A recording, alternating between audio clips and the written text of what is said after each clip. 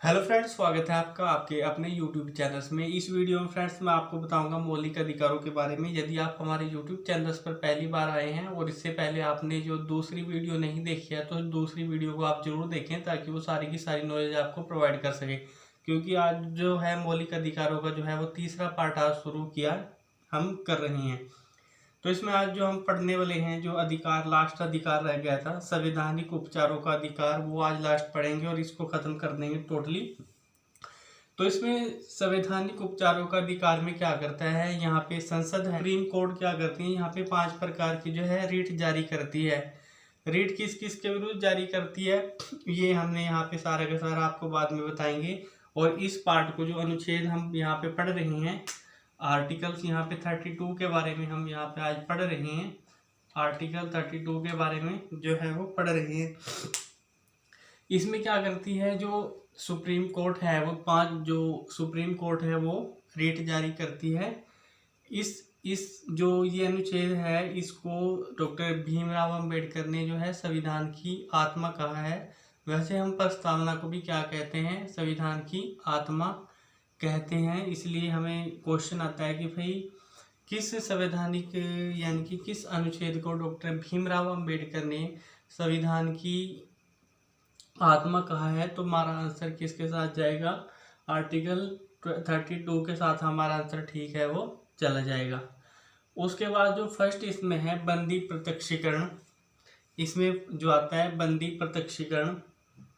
बंदी प्रत्यक्षीकरण में बताया गया है कि भाई जो मान लीजिए किसी को बंदी बनाया जाता है, मान लीजिए किसी इंसान को बंदी बनाया गया तो उसको 24 घंटे के अंदर कहाँ पेश करना पड़ेगा, न्यायाधीश के सम्मुख पेश करना पड़ेगा। और न्यायाधीश क्या देखेगा, न्यायाधीश देखेगा कि उस व्यक्ति को कानूनी रूप से जो है गिरफ्तार किया गया है या फिर गैर कानूनी रूप से गिरफ्तार किया गया है। ये सारा का सारा कौन डिसाइड करेगा, न्यायाधीश डिसाइड करेगा। तो फर्स्ट में जो रीट जारी की जाती है वो फर्स्ट रीट में ये आता है कि 24 घंटे के अंदर न्यायाधीश को के सामने पेश करना पड़ेगा।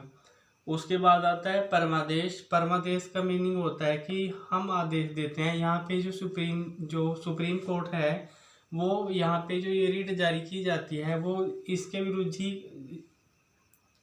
इसके विरुद्ध जारी की जाती है। जो मान लीजिए हमारे अधिकारी होते हैं या हमारे प्राधिकारी होते हैं या फिर सरकार होती है या फिर जो न्यायिक निकाय होते हैं उनके विरुद्ध ये जारी की जाती है। अगर ये प्राधिकारी या अधिकारी अपने कर्तव्य का या फिर अपने दायित्व का सही तरीके से पालन नहीं करते तो उनके विरुद्ध ये रीट जो है वो जारी कर दी जाती है। मान लीजिए आपको ड्यूटी दी गई है, मान लीजिए आपको 9 बजे जो है आपकी ड्यूटी पे जाना है लेकिन आप कहाँ पे सो रहे हो, घर पे। तो ऐसी सिचुएशन में आपके खिलाफ जो है रीट जारी की जाती है। इस प्रकार से आगे अधिकार परीक्षा। अधिकार परीक्षा का मीनिंग होता है कि किस अधिकार से, यहाँ पे किस अधिकार से। कई बार क्या होता है कि हमारे जैसे सार्वजनिक पद होते हैं, सार्वजनिक रूप पद पे, सरकारी पदों पे अवैध रूप से जो है कई व्यक्ति आसीन हो जाते हैं। कई व्यक्ति क्या करते हैं, अवैध रूप से सरकारी पद ले लेते हैं, उनके विरुद्ध ये रीट जारी की जाती है।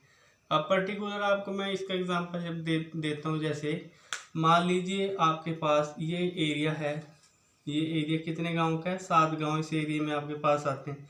अब आपका अधिकार ये है, सार्वजनिक जो आप अधिकारी हैं इस एरिया के। अब ये एरिया आपके पास इधर लगता है कोई, मान लीजिए ये भी एरिया है लेकिन ये दूसरे के अधिकार क्षेत्र में लगता है, सार्वजनिक क्षेत्र, और आप इस एरिया के अकॉर्डिंग यहाँ भी जा रहे हो तो इसके विरुद्ध ये रीट जारी की जाती है कि जितना अधिकार आपको दिया गया है उस एरिया में ही आपको काम करना है, दूसरे एरिया में जाने की कोशिश ना करें, ऐसे में आपके अधिकार छीने जाएंगे यहाँ पे। उसके बाद है प्रतिषेध, मना कर देना। यहाँ पे सुप्रीम कोर्ट जो है वो निचली अदालत जो होती है उसको क्या करती है, मना कर देती है। अगर सुप्रीम कोर्ट इसलिए मना करती है, मान लीजिए सुप्रीम कोर्ट का कोई मामला है, वो उसकी सुनवाई कौन करेगी, सुप्रीम कोर्ट करेगी, लेकिन उसका मामला कौन सॉल्व कर रहे हैं, हाई कोर्ट और जिला जो डिस्ट्रिक्ट कोर्ट है वो उस मामले को क्या कर रही हैं, सुनवाई कर रहे हैं उस मामले की। तो ऐसी सिचुएशन में क्या होता है कि सुप्रीम कोर्ट क्या करती है, उसको रद्द कर सकती है।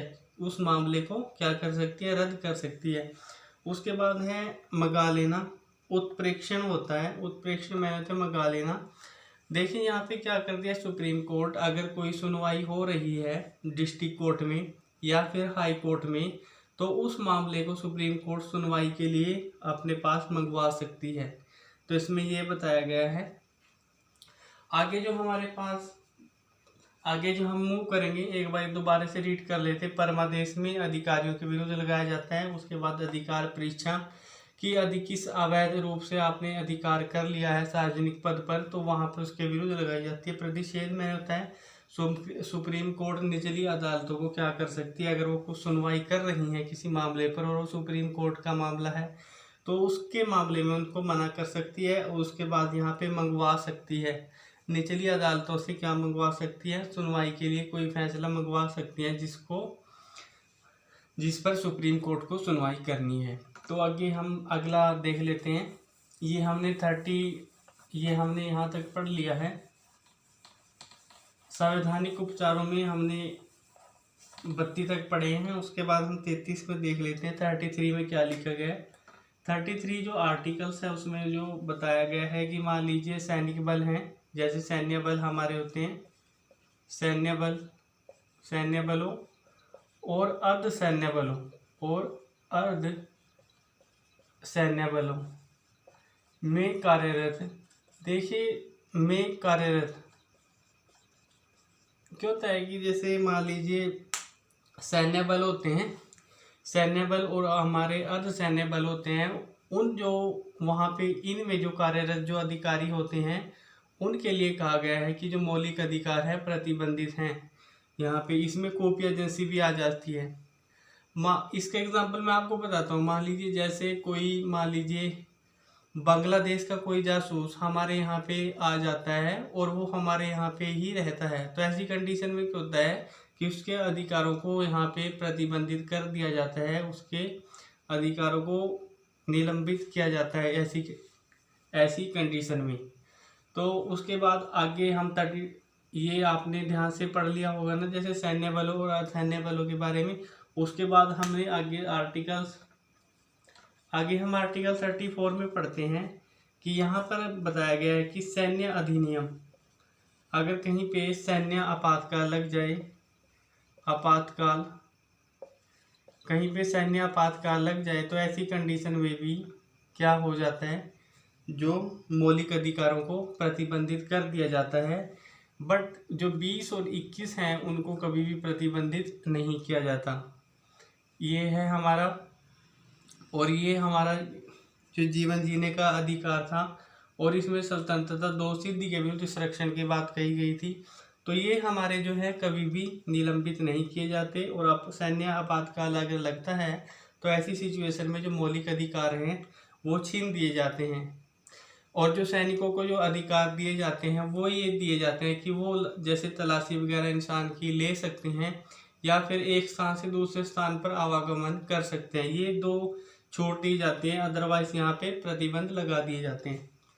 उसके बाद जो है आर्टिकल्स यहाँ पे 35 आ जाता है। आर्टिकल 35 में बताया गया था जम्मू एंड कश्मीर के बारे में। अब इसको हटा दिया गया है।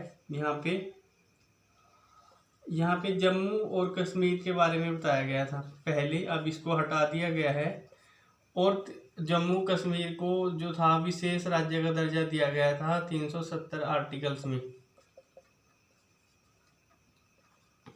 370 आर्टिकल में विशेष राज्य का दर्जा उसको वहाँ पे दिया गया था।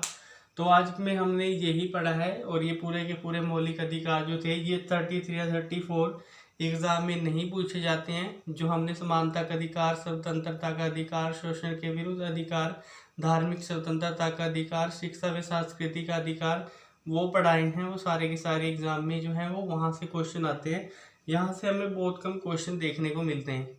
तो आज की वीडियो में इतना ही। यदि आप हमारे चैनल पर पहली बार आए हैं तो इस चैनल को सब्सक्राइब जरूर करें, सब्सक्राइब जरूर करें और वीडियो को लाइक जरूर करें और शेयर जरूर करें अपने फ्रेंड के साथ। अगर आपकी कोई भी क्वारीज हो इससे रिलेटेड तो आप हमारे नंबर पर 98 123 10 334 पर कॉल करके हमसे सलाह मशवरा कर सकते हैं। यहाँ पे आपको पूरी गाइडलाइंस दी जाएगी। तो thank you for watching my YouTube video. Best of luck, आपका दिन मंगलमय हो।